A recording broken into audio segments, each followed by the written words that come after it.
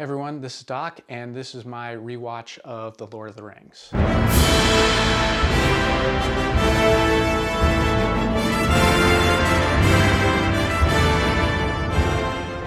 Okay, so welcome back. Last episode was very much a repeat because of the snafu I had with the theatrical version versus the extended version, but now we're back on track and we are moving forward. Some of this is going to be repeat and some of this is going to be new, but let's go ahead and get started.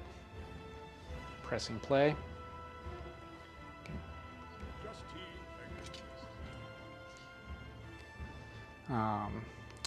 So we're getting a good look at Bag End in this episode.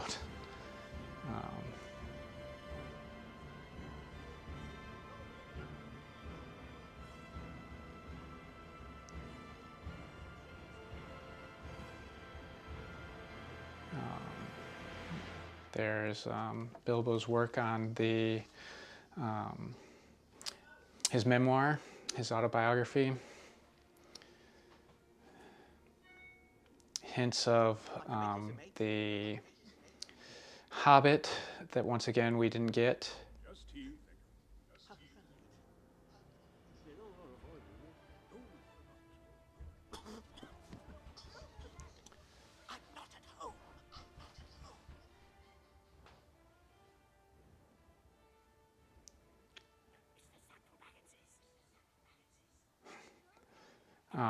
Seeing the Sackville Baggins, I don't know if I'm pronouncing it right, but his relatives that he doesn't like,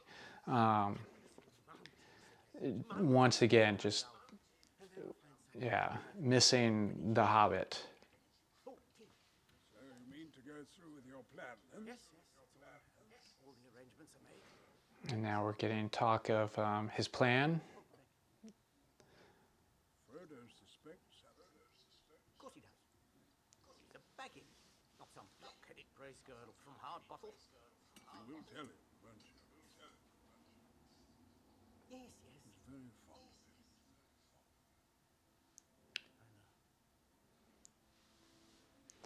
of him. Yeah. It's amazing we don't have a lot of Ian Holm, but he makes the most of it.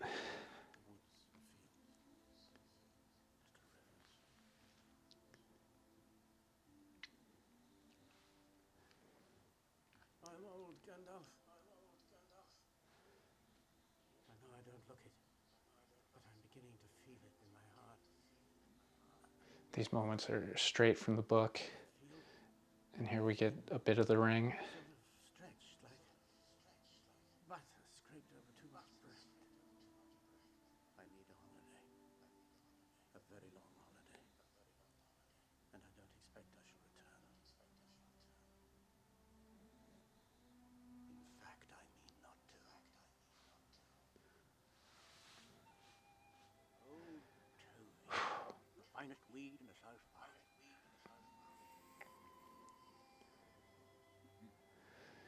Yeah, it's such an iconic part of the book, the blowing of the smoke rings. Gandalf,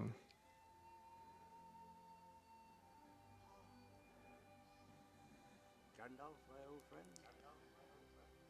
It's weird that something so visual, I do feel like that was better in the book. Same with the fireworks, I'm not in love with the effects there.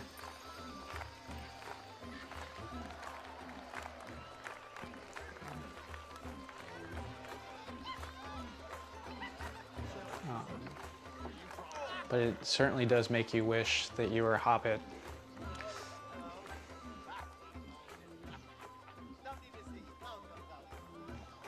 Go on, Sam. Ask Rosie for a dance. I think I'll just have another ale. Oh, no, you don't. Go on.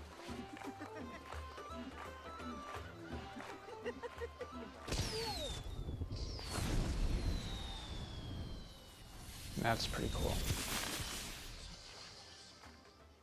Mercy of three monstrous trolls. And This is all obviously from Bilbo's birthday party. going to cook us He turned on us, bit whether they should sit on us one by one. Squashes. Is he, I think he's 11-1, They spent is so that much right? time arguing the Weathertooth and the Wyfords that the sun's first light crept over the top of the trees and turned them all to stone.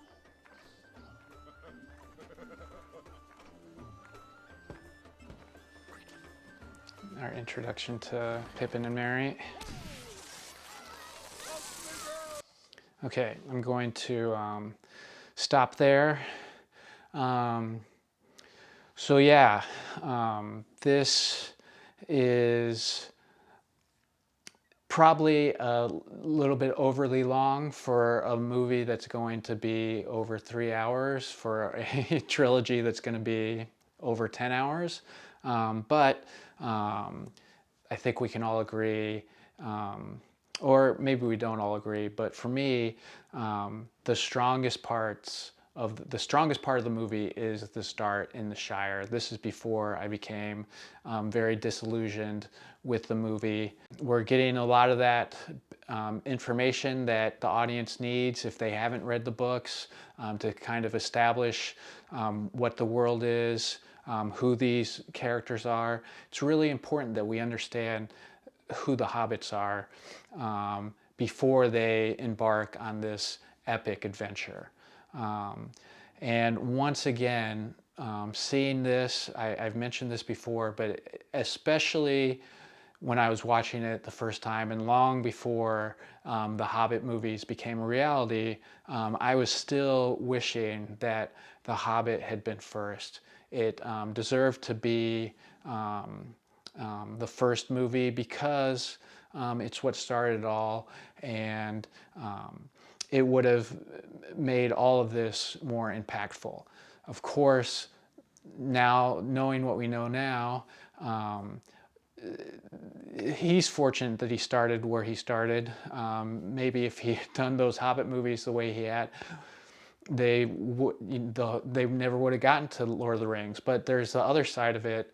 The only reason those Hobbit movies became the crazy spectacle that they were is because he was trying to match the success of Lord of the Rings, and he felt like he needed to make it more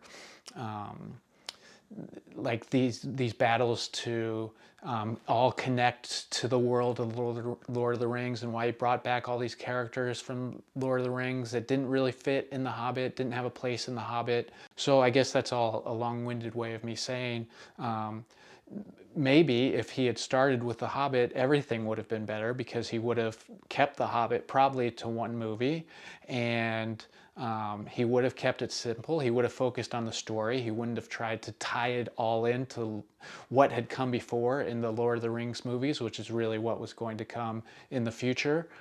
So, so yeah, even more, I wish he had started with The Hobbit, but at the same time, the Hobbit movies are so bad that I wish he had never made them at all. So I'm obviously conflicted, but we're trying to focus on these movies, the movies that he did made, what was good about them and what was bad about them, and at the end, why they don't succeed as movies, in my opinion. And once again, so far, other than the opening montage, he's doing a pretty good job. And so we'll see how long that continues next time. Thanks for tuning in, and I'll see you guys later.